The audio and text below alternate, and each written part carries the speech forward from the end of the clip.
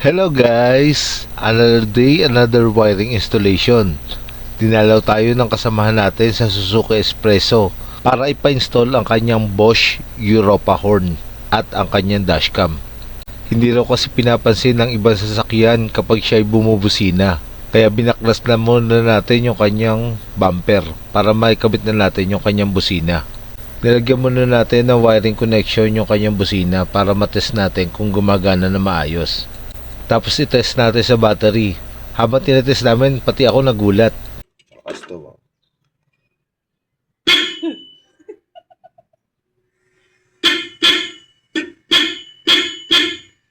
Sabi ko kay customer, instead na tanggalin namin yung kanyang busina, gagawin ko na lang na tri-horn. Mas malakas at mas matining yung tunog kaysa tanggalin yung stock tapos hindi rin naman siya magagamit.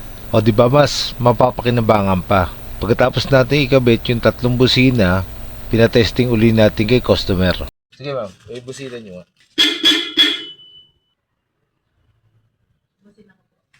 Sige ma'am.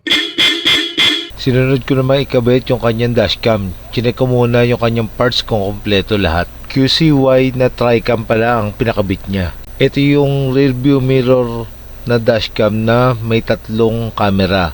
Front cam, rear cam, at interior. Una muna natin kinabit yung kanyang rear camera. Kinabit na rin natin yung kanyang connection papunta doon sa kanyang reverse light. Hinilusot muna natin yung kanyang mga wiring connection doon sa kanyang bumper papunta doon sa reverse light. Para sa kapadatagan ng loob ng ating customer, hindi po tayo nag-strip ng wire o nagtatalop ng wire para hindi rin po ma-void yung warranty ng inyong sasakyan. After na makabit natin yung mga wiring connection, ilulusot na natin yung mga wire papunta sa unahan. Itatago natin yung mga wire para malinis tingnan. Ikakabit na rin natin yung kanyang dashcam sa rear view mirror. Habang nagkakabit ako sa rear view mirror, napansin ko hindi pa pala natatanggal yung lumang dashcam niya. Babaklasin na rin natin. Tatanggalin na rin natin yung kanyang cellphone holder. Dito kasi natin ikakabit sa bandang gitna yung kanyang interior camera. After na makabit natin yung kanyang power cord, pwede na natin siya i-test. Naka-touch mode na rin yung kanyang dashcam, kaya daling iset yung kanyang setting. Ayan, napakalinaw ng kanyang front camera. Pwede rin natin siya i-setting ng 3 views. I-check na rin natin yung kanyang reverse.